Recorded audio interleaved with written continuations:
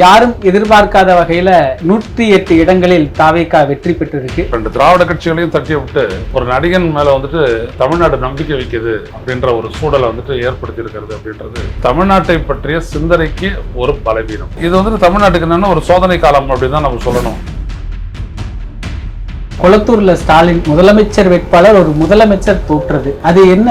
முன்னாடி ஸ்டாலின் தான் ஜெயிக்கிறதுக்கு முன்னாடி அது கொளத்தூர்ல போய் பார்த்துருக்கணும். நம்ம கொஞ்சம் காலம் மாத்தி வச்சோம்னா அப்படி அடியில போயிடும். அப்படி இருந்த கொளத்தூர் இன்னைக்கு அங்க என்ன இல்ல அப்படின்னு சொல்ற அளவுக்கு வாய்ப்புச்சு. ஆனா அவர் தோப்பாராம். அவர் வந்துட்டு 108. இன்னும் அதெல்லாம் திமுகக்கு எது ரொம்ப பாதகமா அமைஞ்சிருக்கு சார்? பொதுவாக ஒரு சாதனை அப்படின்றது ஒரு கட்சியினுடைய பலம். இதெல்லாம் செஞ்சாங்க இல்லையா, அதெல்லாம் பாத்தீங்க அப்படின்னா இந்த வறுமை கோட்டுக்கு கீழே மேலே இருக்கக்கூடிய அந்த மக்களுக்கு வந்துட்டு போய் சேர்ந்துருக்குது. இந்த திராவிட இயக்கத்தினுடைய அந்த சாதனைகள், அவங்க கொடுத்த முன்னேற்றம், அவங்க கொடுத்த பாதுகாப்பு, இதெல்லாம் உணராத ஒரு சமூகம் உருவாயிருக்கு. என்ன என்ன வர்றேன்னா அப்படின்றத அங்க வீட்டுல பாடுறாங்க. நீங்க இவிஎம் மேல பெருசா ஒரு குற்றச்சாட்டு வச்சது பரவலா பார்க்க முடியுது, அது என்ன தன்மை சார்? மோடியை, அமித்ஷா, அந்த ஞானேஷ்குமார் 3 பேருக்கு சவால் விட்டுறேன். இப்போ ரேண்டமா ஒரு 50 தொகுதியை நாங்க செலக்ட் பண்ணி தரோம். அங்க மட்டும் விவிபேட்டினுடைய வாக்குகளை எண்ணணும். எப்படி முடிவு அறிவிங்க. உங்களுக்கு தெம்பு இருந்ததுன்னா, துணிவு இருந்ததுன்னா அதை செய்யுங்கடா பார்க்கலாம். ஒரு மாற்றத்தை எதிர்பார்க்கிறாங்க. நிச்சயம் மாற்றம். செல்போன் அப்படியே பார்த்துக்கிட்டே போயிட்டு சாக்கடை கொண்ட உடல அந்த மாதிரி ஒரு மாற்றம் நடக்கும். ஃபர்ஸ்ட் கிளாஸ் மாற்றம். எல்லாம் தளபதி தான். கொஞ்சம் உஷாரா இல்லைன்னா கெட்ட வார்த்தை வந்துடும்.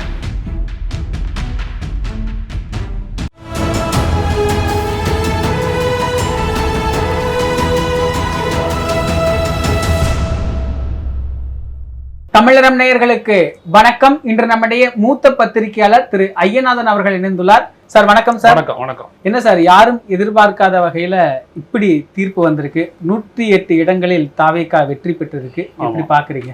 ஆமா, இது ஒரு அதிர்ச்சிக்குரிய ஒரு விடயம் தான். அது நிச்சயமா இது தாவேகாக்கு மக்கள் ஓட்டு போட்டாங்க அப்படின்றத விட இந்த தேர்தல் முடிவு வந்துட்டு எப்படி தமிழ்நாட்டை வந்துட்டு எக்ஸ்போஸ் பண்ணியிருக்குது அப்படின்றது தான். இப்போ 2 திராவிட கட்சிகளையும் தட்டி விட்டு ஒரு நடிகன் மேலே வந்துட்டு தமிழ்நாடு நம்பிக்கை வைக்குது அப்படின்ற ஒரு சூழலை வந்துட்டு ஏற்படுத்தி இருக்கிறது அப்படின்றது தமிழ்நாட்டை பற்றிய சிந்தனைக்கு ஒரு பலவீனம், ஒரு வீக்னஸ். அது இவ்வளோதானா தமிழ்நாடு, இவனுடைய பாலிடிக்ஸ் எவ்வளோதானா, அந்த தமிழனுடைய சிந்தனை எவ்வளோதானா, ஒரு நடிகன் தான் அவனுக்கு வந்துட்டு தலைவனா அப்படின்னு எல்லாரும் பேசுறதுக்கு வெளி மாநிலத்தில் இதாகிடுச்சு. அவ்வளோதான். அது இங்கே இருக்கிற ஜனங்க சாதாரண இந்த கீழ்மட்டத்தில் இருக்கிறவங்க, மேல்தட்டு வர்க்கம், இவங்க 2 பேரும் சேர்ந்து பண்ண கூத்துது. அதனால் இது ஒன்று ஆச்சு. இது வந்துட்டு தமிழ்நாட்டுக்கு என்னென்னா ஒரு சோதனை காலம் அப்படின்னு தான் நம்ம சொல்லணும். அதுக்கப்புறம் அது நல்லா ஆகிடும். தமிழ்நாட்டை ஒன்றும் நிரந்தரமாக பின்னுக்கு தள்ளலாம் முடியாது. ஒன்றுமே எதையுமே அரசியலை பற்றி தெரியாத ஒரு புரிதல் இல்லை, தெளிதல் இல்லை அப்படின்னு நம்ம சொல்லியிருக்கோம். அவர் முதல்வராக பதவி ஏற்க போகிறாரு. ஒருவேளை ஆளுநர் கொடுத்தாருன்னா அந்த பதவி ஏற்க போகிறாரு. பொறுத்துறது தான் பார்க்கணும். குடும்பமா ஓட்டு போட்டாங்களா சார்? பெரிய விஜய் அலை அப்படின்னு சொல்றாங்க. இப்போ துக்ளக் இதயா, தராஸ் சியாம், ரவீந்திரன் துரைசாமி, இவங்க எல்லாருமே இவங்கள மாதிரி நிறைய கணிப்பாளர்கள் சொன்னது அப்படின்னா திமுக தான் வெற்றி பெறும். ஏன் இது எதுவுமே நடக்காம போனது? இல்லை, அது அப்படி ஆகலை. அது என்ன ஆச்சு அப்படின்னோம்னா, பொதுவாக என்னென்னலாம் ஆயிருக்குன்றதை பார்த்தோம் அப்படின்னோம்னா தெரியும். நம்ம வந்துட்டு பொதுவாக அரசியல் வந்துட்டு புரிதலின் அடிப்படையில், நல்ல புரிதல் தெளிதலினுடைய அடிப்படையில் தான் மக்கள் வாக்களிப்பாங்கன்னு நினச்சோம். பட் பிராமணர்கள் தான் விஜயை தேர்ந்தெடுத்திருக்கிறாங்க.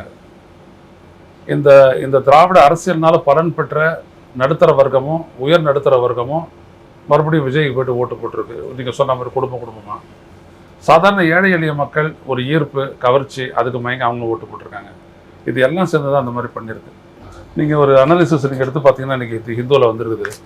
அதில் நீங்கள் பார்த்தீங்க அப்படின்னோம்னா ஹைலி ஆர்பனைஸ்ட், நகரமயமாக்கப்பட்ட அந்த பகுதிகளில் தான் பார்த்தீங்க அப்படின்னோம்னா திமுகவுக்கு மிகப்பெரிய ஒரு வீழ்ச்சியை வந்துட்டு பார்த்துருக்கு. 32 இடத்துல ஜெயிச்சிருந்த திமுக இன்றைக்கி 3 இடம். அந்த இதில் வந்துட்டு விஜய் வந்துட்டு 32 இடத்த பிடிக்கிறாரு. ரைட்டா? பர்சன்டேஜ் ஆஃப் ஓட்ஸ் வந்துட்டு பார்த்தீங்கன்னா 46.50% நகரமயமாக்கப்பட்ட அப்படின்னு, அதாவது உயர் நடுத்தர மக்கள் மத்தியில் இந்த மாற்றம். அடுத்தபடியாக மாடரேட்லி அர்பன், அதில் நீங்கள் பார்த்தீங்க அப்படின்னா 27 இடத்துல பிடிச்ச திமுக வந்துட்டு இப்போ வெறும் 8 இடம். அண்ணா திமுக அங்கே வந்துட்டு 16 இடத்துல 6 இடம். விஜய் வந்துட்டு அங்கே 29 இடம். அப்போ இதெல்லாம் நீங்கள் பார்த்தீங்க அப்படின்னா பர்சன்டேஜ் ஆஃப் ஓட்ஸை நீங்கள் பார்த்தீங்கன்னா அங்கே மறுபடியும் ஒரு 38.78% ஓட்டு. மாடரேட்லி ரூரல் அங்கே பார்த்தீங்க அப்படின்னோம்னா 82 இடங்களில் ஜெயிச்சிருந்த திமுக இப்போ வந்துட்டு 52 இடங்களில் ஜெயிச்சிருக்கு. 30 இடம் இழந்திருக்குது. அண்ணா திராவிட முன்னேற்ற கழகம் பார்த்தீங்க அப்படின்னோம்னா 8 இடம் இழந்திருக்கிறாங்க. 39 இடம் தான் ஜெயிச்சிருக்கிறாங்க. விஜய் பார்த்தீங்கன்னா அங்கே 31 அங்கே வந்துட்டு விஜய் வந்துட்டு அவங்களுடைய இது வந்து 38 இடம் தான். ஸோ ஆக அந்த இடத்துலலாம் அது கீழ்மட்டத்துலலாம் பார்த்தீங்க அப்படின்னா ரொம்ப கரெக்டாகவே இருக்குது. ஹைலி ரூரல் அங்கே நீங்கள் பார்த்தீங்கன்னாலும் கூட மறுபடியும் வந்துட்டு திமுகவுக்கு அந்த கூட்டணிகளுக்கு தான் நல்லா இருக்குது. ஆக இதுலேருந்து என்ன தெரியுது அப்படின்னா, எந்த உயர் சமூகம் தமிழ்நாட்டில் வந்துட்டு இந்த திராவிட அரசுகளுடைய முன்னேற்றத்தினால அதிகமாக பலனை அனுபவிச்சதோ அவங்கெல்லாம் போயிட்டு விஜய்க்கு ஓட்டு போட்டுருக்காங்க. சமூகத்திலேருந்து அதிகமாக பலன் எடுத்தவங்க, அந்த குறைந்த பலனை எடுத்தவர்கள் வந்துட்டு அந்த அவங்கள்ட்ட அந்த அளவுக்கு மாற்றம் இல்லை, நடுத்தர அவங்கக்கிட்டே அந்த மாற்றம்னா இல்லை. ஸோ இப்போ இதுதான் நம்மளுக்கு வந்துட்டு கவலைக்குரிய ஒரு விஷயம். நல்லா படித்தவன் கடைசியாக போட்டு பிஜேபி ஓட்டு போடுவான், ஐடி வேலை செய்கிறவன் நல்ல பிஜேபி ஓட்டு போடுவான், வெளி மாநிலத்துலலாம் வேலை செஞ்சுக்கிட்டு 1 லட்சம் 1.5 லட்சம் வாங்குறவனெல்லாம் நேராக வந்து விஜய்க்கு ஓட்டு போடுவாங்கன்னா என்ன அர்த்தம் இது? ஒன்றுமே இல்லையே. அப்போ நீங்கள் அரசியலை பேசுறது, அரசியலில் ஒரு முதிர்ச்சி அப்படின்னு சொல்கிறப்ப என்ன இருக்குது? அவனுக்கும் விஜயனுடைய அறிவும் ஈவனாக இருக்குது. படிச்சுட்டு ஐடியில் வேலை செய்கிறான் அவனும், விஜய் நடிச்சுக்கிட்ட வந்த விஜயும் எதுவுமே தெரியாத வந்துட்டு மண்ணரிப்பு அப்படின்றது மீன் அரிப்புன்னு சொல்லக்கூடிய விஜயனுடைய அறிவும் ரெண்டும் ஒன்றா இருக்குது. அப்போ இதில் எங்கே நீங்கள் வந்துட்டு அரசியலை பற்றி தேடுவீங்க? இதுல காவல்துறை, அரசு ஊழியர்கள் அதுவும் ஒரு பெரிய ஷிஃப்ட் அடைஞ்சிருக்கு தானே? ஆமாம், இல்லை அரசு அது வந்துட்டு நீங்கள் போஸ்டல் ஓட்டில் எதுவும் நீங்கள் சொல்கிறீங்க, அரசு ஊழியர்கள்லாம் சரியாக தான் போட்டிருக்காங்க.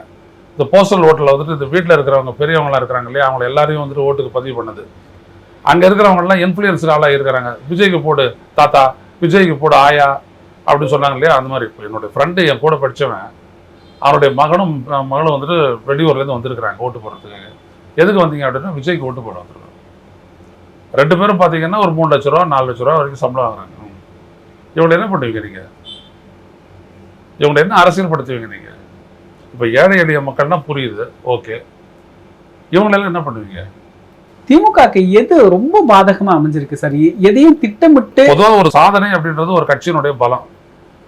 ஏழை எளிய மக்களுக்கு, குறைந்த வருவாய் பிரிவினருக்கு, விவசாயிகளுக்கு, மாணவர்களுக்கு, பெண்களுக்கு இதெல்லாம் செஞ்சாங்க இல்லையா. அதெல்லாம் பார்த்தீங்க அப்படின்னா இந்த வறுமை கோட்டுக்கு கீழே மேலே இருக்கக்கூடிய அந்த மக்களுக்கு வந்துட்டு போய் சேர்ந்துருக்குது. அது உயர் சமூகத்துக்கு வந்துட்டு ஒரு சாதனையாலாம் தெரியல, வேதனையாக தெரியுது. அவங்களே எதிர்த்து போட்டிருக்காங்க. இவ்வளோதான் வித்தியாசம். அதான் நீ கூட ஸ்டாலின் சொன்னார், 2 பேருக்கு நடுவில் ஒரு 3% வித்தியாசம் தான் அப்படின்னாரு. வேற யாரும் இல்லை, இவங்க தான் பண்ணது. யார்? இந்த படித்தவங்கன்னு சொல்லிட்டு இருக்கிறவங்க உயர் சமூகம், அவங்க இந்த ஐடியில் வேலை செய்கிறாங்களே அவங்க, வெளி மாநிலத்தில் வேலை செய்கிறவங்க, வெளிநாட்டில் வேலை செய்கிறவங்களாம் வந்துட்டு போட்டிருக்காங்க. அவங்கள என்ன பண்ண முடியும்?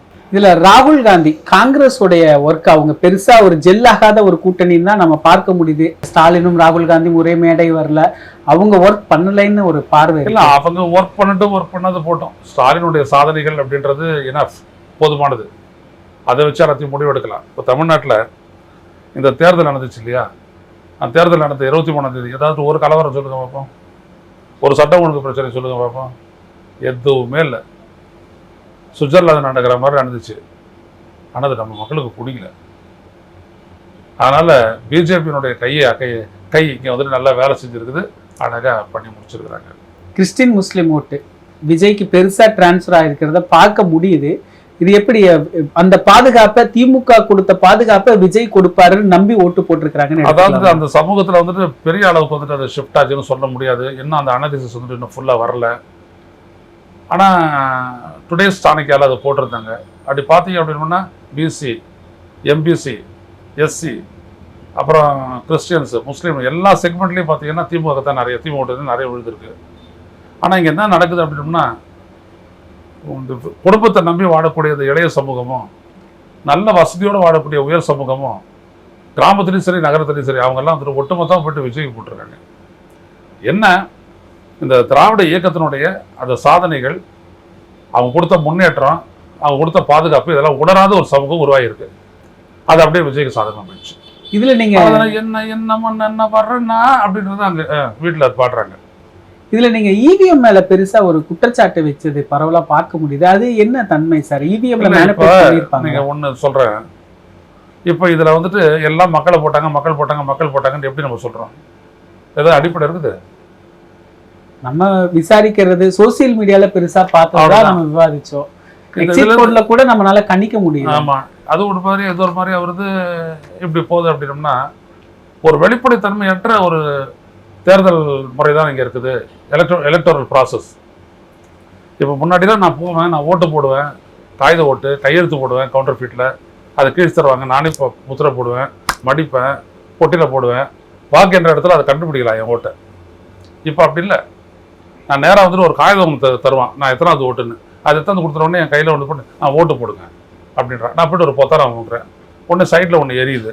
அதில் நான் போட்ட ஓட்டு தான் அங்கே வெளிச்சமாக இருக்குது. ஆனால் என் ஓட்டு நான் அமுக்கினேன்னு அது எங்கே போய் பதிவாச்சு?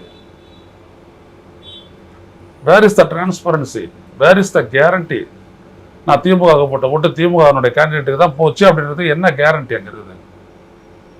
இவங்களும் சொல்கிறாங்க எங்கே பார்த்தாலும் ஒரு பிஜேபி திமுககாரனாக போய் போட்டாங்க அப்படின்ட்டு. நான் அன்றைக்கி ஃபுல்லாக வெளியில் தான் இருக்கிறேன், எல்லா பூத்துலையும் தான் நான் பார்க்குறேன். அப்படியெல்லாம் ஒன்று நடக்கவே இல்லை. அதாவது ஒரே திமுக போட்டாங்க அப்படி ஆர்ப்பரித்தது, அதில் எதுவுமே இல்லை. சைலண்ட்டாக ஓட்டிங் இருந்துச்சு. அவர்களும் எங்கே இல்லைன்னு சொல்ல போனால் அவங்களெல்லாம் பூத்து கமிட்டியில் எல்லாம் உள்ளேயும் வெள்ளை ஆளில் உள்ளே ஆள் இல்லை வெளியே ஆள் இல்லை. ஆனால் ஓட்டு மட்டும் விடுது. எப்படி இதை நான் கன்க்ளூட் பண்ணுறது? விழுந்ததெல்லாம் ஓட்டா இல்லை எப்படி அது ஷிஃப்ட் ஆச்சு அப்படின்றத நான் எப்படி கன்க்ளூட் பண்ணுறது? யோசிச்சு பாருங்க அது. ஸோ அந்த instrument itself is very dubious. அதனுடைய ஃபங்க்ஷனிங் இப்படி தான் இருக்கும் அப்படின்றத சொல்லவே முடியாது. உடனே சொல்கிறாங்க நீங்கள் திமுக ஜெயிச்சதை நான் சொல்லுவீங்களான்னு. திமுக ஜெயிச்சதுன்னா நேர்மையாக நடந்தது தான் அர்த்தம். ஏன்னா நாங்கள் கணிக்கிறோம், பார்க்குறோம், பேசுகிறோம். அதே மாதிரி ஆச்சுன்னா என்ன? ஆனால் நாங்கள் சொன்னதுக்கு நேர் எதிராக வருது. ஒரு இடம் 2 இடம் தான் ஜெயிப்பார் அப்படின்னு சொன்னா 105 இடத்துல ஜெயிப்பார் அப்படின்னா அது எப்படி? உலகத்தில் எந்த நாட்டு அது மாதிரி நடந்துருக்குது? ஆனா அவங்க களத்துல இருக்கிறாங்களா சார்? அதிமுக பாஜகவை ஜெயிக்க வைக்கிறத விட தாவேக்காவை மெஷினுக்குள்ள நடக்கிறதுக்கு என்னது களத்துல இருக்கிறதாங்க? அப்படி மேனிபுலேட் பண்ற மாதிரி இருந்தா ஏன் அவங்க தாவேக்காவை சூஸ் பண்ணணும்னு கேக்குறேன். இல்ல தாவேக்கா தானே கைக்கு அடக்கமான கைப்புள்ள. அவங்களே களத்துல இருக்கிறாங்களா சார்? அவங்க களத்துல இருக்கிறாங்க சார். அவங்களுக்கு ஓட்டு போட்டு அவங்க ஜெயிச்சாங்க அப்படின்னு நம்ப மாட்டோம் நம்ம. இப்ப ஒரு பெரிய பாருங்க விஜய் அலை அப்படின்னு உடனே நம்புறோம்ல, நம்புறோமா இல்லையா? அப்ப அது ஈஸியா தானே போச்சு. இந்த பில்டப் அவங்க எவ்வளவு நாளா செஞ்சுட்டு இருக்காங்க பாருங்க. 2 மாசமா செஞ்சுட்டு இருக்காங்க. ஒருவேளை அதிமுக டிவிகே அப்படின்னு ஆமா பாஜகவுக்கோ அந்த வெற்றி கிடைச்சிருந்தா இது மக்கள் ஏத்துக்க மாட்டாங்க. இது மக்கள் ஏத்துக்கிற ஒரு வெற்றியா இருக்கிறதுனால இதை 27 இடம் பிஜேபி ஜெயிச்சதுன்னா ஏத்துக்குவோமா? அதிமுக மறுபடியும் ஆட்சிக்கு வந்தோன்னா ஏத்துக்குவோமா? வேலை செஞ்சுட்டாங்கடா சொல்லுவோமா இல்லையா? இப்ப யாரும் சொல்றாங்களா பாருங்க ஐயரான தவிர யாராவது சொல்றாங்களா? சொல்ல மாட்டாங்க. அவர் அப்படிதான் பேசுவாரு. ஏன்னா இப்ப என்ன சொல்றாங்கன்னா இப்ப கூட நான் கேட்கிறேன், மோடியை அமித்ஷா அந்த ஞானேஷ்குமார் 3 பேருக்கு சவால் விட்டுறேன். இப்பவும் எங்களுதுல இருந்துட்டு ரேண்டமா ஒரு 50 தொகுதியை நாங்க செலக்ட் பண்ணி தரோம். அங்க மட்டும் விவிபேட்டினுடைய வாக்குகளை எண்ணணும். எண்ணி முடிவு அறிவிங்க. உங்களுக்கு தெம்பு இருந்ததுன்னா துணிவு இருந்ததுன்னா அதை செய்யுங்கடா பார்க்கலாம். காது குத்துறாங்க. அதான் நான் சொல்ல வரேன். I want only transparency. இந்த ஓட்டுக்கு ஒரு கேரண்டி வேணும். நான் போடுற ஓட்டு சரியா செக்யூர் ஆகுது, சரியா நான் நினைச்சபடி அது விடுது, விழுந்தபடி அது கணக்குல சேருது, கணக்குல இருக்கிறபடி எண்ணப்படுது அப்படின்ற 3 எனக்கு தெரியணும். எனக்கு எதுவும் கிடையாது. அடுத்து காட்டுவார். என்னது அதெல்லாம் ஏமாத்து வேலை இல்லையா அது? நான் ஸ்பிட் பண்ணி நான் பேச விரும்பல. நான் 2, 3 நான் கணிக்கிறேன் அப்படின்னோம்னா என்னுடைய ஜேர்னலிஸ்ட்டுங்க இப்போ இதே போறாரு. ஒரு முறைக்கு 10 முறை போயிட்டு வந்துட்டாரு. கஸ்பர் போறாரு, ஃபாதர் கஸ்பர், அவர் போயிட்டு பார்த்துட்டு வர்றாரு. அப்புறம் அக்னின்னு ஒருத்தன் போறான், அப்புறம் சாம்பல்னு ஒருத்தன் போறான், அப்புறம் நெருப்பு, எல்லாரும் போயிட்டு கிட்டலாம் வந்துட்டு சொல்றாங்க. அதெல்லாம் எதுவுமே இல்லை. நம்மளும் பாக்குறோம், அதெல்லாம் எதுவுமே இல்லை. அவர் வந்துட்டு 108. என்னையா அதெல்லாம்? இதெல்லாம் வாயை மூடிட்டு பொத்திட்டு போறது என்ன இருக்குதுல்ல? அப்படிதான் ஓட்டு விழுந்துச்சா? எப்படி நீ கெஸ் பண்ண? எப்படி நீ வந்து அதை உறுதிப்படுத்துவேன்? ஓட்டுன்னு ஒன்று இருக்கா? எத்தி காட்டுவேன். மொத்த ஓட்டுகள் இதில் போச்சு 469 ஓட்டு போலாச்சு. அவ்வளோதான். இதுக்குள்ள டிரான்ஸ்ஃபர் பண்ணலாம். எல்லா வசதியும் இருக்குது அது உள்ள. ஃப்ராடுலண்ட் பண்ணுறதுக்கு எல்லாம் ப்ரோக்ராமபிள் தானே அது. அதனால தான் அதை எதிர்த்து போட்டேன். எனக்கு முதல்ல டிரான்ஸ்பரன்சி வேணும். அது விஜய் ஜெயிக்கட்டும், வேற ஒருத்தர் ஜெயிக்கட்டும், மக்கள் மண்ணள்ளி தள்ள போட்டுக்கிட்டோம், அதை பற்றி ஒரு கவலையும் இல்லை. இன்னொரு தலைமுறை வந்துட்டு அதை தலையெடுத்துக்கும், அதை பற்றி ஒன்றும் இல்லை. எனக்கு என்ன தேவை என்னன்னா, ஐ ஹேவ் அ ப்ராசஸ். இப்போ நீங்கள் மீன் கடைக்கு போகிறீங்க, அது நல்ல மீனாக இருந்ததுன்னா தானே வந்துட்டு சாப்பிட முடியும். மீன் கேட்டல, மீன் நான் கொடுத்துறேன் அப்படின்னு அழுவு மீன் கொடுத்தா நீங்கள் வாங்கிக்குவீங்களா? அந்த மாதிரி தான் இருக்கும். எனக்கு வந்துட்டு வெளிப்படைத்தன்மையுடைய ஒரு தேர்தல் முறை வேண்டும். அதை வாக்குச்சீட்டு கொடுத்தது நீங்கள் கொடுக்கல. ஸோ ஒழிக்கணும் இதை அப்படின்ற அவ்வளோதான். விஜய் வரட்டும், வராத போட்டோம், அவர் இருக்கட்டும், இந்த மகனுக்கு அவர் கொடுக்கறத கொடுக்கட்டும், அதெல்லாம் வேற கதை. எனக்கு முதல்ல இது வந்துட்டு நான் 2009 சண்டை போட்டுட்டு இருக்கிற ஒரு விஷயம் அது, இந்த நாடே. ஸோ இது சரி பண்ணணும். சரி பண்ணாத பிளைண்டாக நான் போக தயாராக. இதுல உன்னி ஒரு முக்கியமான கோணம், கொளத்தூர்ல ஸ்டாலின் முதலமைச்சர் வேட்பாளர் ஒரு முதலமைச்சர் தோற்றது. ஆமா, அது என்ன சார், யாருனாலையும் கணிக்க முடியல. இல்ல அது கணிக்கிறதுலாம் ஒண்ணு. அதிகபட்சம் எங்கேயாவது தமிழ்நாட்டுல வந்துட்டு ஒரு சிறந்த ஒரு கான்ஸ்டிடியூன்சி இருக்குதுன்னா அது கொளத்தூர் தான். அது முன்னாடி ஸ்டாலின் தான் ஜெயிக்கிறதுக்கு முன்னாடி அது கொளத்தூர்ல போய் பார்த்துருக்கணும். நம்ம கொஞ்சம் காலம் மாற்றி வச்சோம்னா அப்படி அடியில போயிடும். அப்படி இருந்த கொளத்தூர் இன்னைக்கு அப்படி என்ன இருக்கு, அங்கே என்ன இல்லை அப்படின்னு சொல்ற அளவுக்கு வாய்ப்புச்சு. ஆனால் அவர் தோப்பாராம். ஆனால் பிஎஸ் பாபு ஒரு மாபெரும் ஒரு இதில் ஹார்வர்டில் படித்தவர்ல அவர். ஹார்வர்டில் படித்தவர், மசாசூசெட்ஸ் யூனிவர்சிட்டியில் போய்ட்டு டாக்டரேட்லாம் வாங்கினவர். அவர் தேர்ந்தெடுத்திருக்குது நடுத்தர சமூகம் மேல்தட்டு சமூகம். கொஞ்சம் உஷாரா இல்லைன்னா கெட்ட வார்த்தை வந்துடும். அப்படியாப்பட்ட தேர்தல் முறை எல்லாம் தளபதி தான். ஆனா ஒன்னே ஒரு விஷயம் இருக்குல்ல சார், ஆன்டி இன்கமென்சி ப்ரோ இன்கமென்சி அதெல்லாம் இல்ல. ஆனா ஒரு விஜய் அலைங்கிறது பரவலாக்கப்பட்ட இல்ல. இப்ப சென்னை இருக்கு அலை அப்படின்னோம்னா அப்புறம் ஏன் பெரும்பான்மை வரல? அதுதான் நானும் சொல்றேன் சார். அந்த அளவுக்கு ஒண்ணு ஓட்டு சதவீதம் அப்படி வாக்கு பதிவு எதுவுமே நடக்கல. எதுவுமே இல்லை. ஒன்னே ஒண்ணுதான் நடந்துச்சு. அதுதான் நான் மறுபடியும் இந்த நகரமயமாக்கப்பட்ட, அதாவது நகரங்கள் டயர் 1 சிட்டிஸ், சென்னை, கோயம்புத்தூர், திருச்சி, மதுரை, கோயம்புத்தூர், இந்த மாதிரி இடங்கள்ல டயர் 2 சிட்டிஸ், இந்த இடங்கள்லாம் மிகப்பெரிய அளவுக்கு இந்த ஹை மிடில் இன்கம் குரூப்பும் வந்துட்டு இறங்கி வந்து போட்டிருக்காங்க. இந்த ஹை மிடில் இன்கம் குரூப் இறங்கி வந்து ஓட்டே போட மாட்டாங்க. புரியுதுங்களா? இந்த முறை இறங்கி வந்து அவங்க போட்டிருக்காங்க ஓட்டு. பொதுவாக அவங்களுக்கு கள்ள ஓட்டு போடுறது. நம்ம அங்கே இருக்கிற ஏரியாவில் 800 ஓட்டு இருக்குதுன்னா 2 ஓட்டு 3 ஓட்டு பதிவாகும் ஒரு 12 மணி வரைக்கும். ஒன்றும் இல்லையா, திமுக ஒரு 100 அடிப்பான், அதிமுக ஒரு 100 அடிப்பான், அப்புறம் சாப்பிட்டு வந்து மறுபடியும் ஒரு 150 ஒரு 150 அடிப்பான். ஸோ ஓரளவுக்கு நிறைவாக வந்துச்சுவா, பர்சன்டேஜ் போவோம். இந்த முறை அவன் வந்து போட்டிருக்கிறான். யாருக்கு? விஜய்க்கு. ஒரு மாற்றத்தை எதிர்பார்க்குறாங்க. நிச்சயம் மாற்றம். செல்போன் அப்படியே பார்த்துக்கிட்டே போயிட்டு சாக்கடை கொண்டு உடல அந்த மாதிரி ஒரு மாற்றம் நடக்கும். ஃபர்ஸ்ட் கிளாஸ் மாற்றம். நான் ஒன்றும் விஜயெல்லாம் நான் கோச்சிக்கல. விஜய் எங்கேயாவது சொன்னார் நான் புத்திசாலிட்டு அப்படின்னு சொல்கிறேன். அவர் இருக்கிறது தான் அவர் எல்லாமே பேசினார். அவர் எனக்கு வந்துட்டு மணல் அரிப்புன்னா என்னன்னு தெரியாது, மீன் அரிப்புன்னா என்னன்னு தெரியாது அப்படிலாம் அதெல்லாம் சொல்லிட்டாரு. அவர் உண்மையை எவ்வளோ தூரம் அவர் தன்னை வெளிப்படுத்த முடியும் வெளிப்படுத்திட்டாரு. நான் அவருக்கு தான் போடுவேன், நான் போய்ட்டு சாக்கடைக்குள்ள தான் விடுவேன். ஊடு சராட்சிகள்லாம் ஏற்பட்டு போட்டோம். நிகழ்கால அரசியல் குறித்து பல தகவல்களை பகிர்ந்து கொண்டதுக்கு நன்றிங்க சார். இதே போன்று நிகழ்கால அரசியலின் சாரம்சங்களை அரசியல் ஆளுமைகளின் நேர்காணல் வழியே தொடர்ந்து காண தமிழ் நிறம் வலையொலியை சப்ஸ்கிரைப் செய்யுங்கள். தங்களின் மேலான கருத்துக்களை கருத்துளை பெட்டியில் பதிவிடுங்கள். நன்றி, வணக்கம்.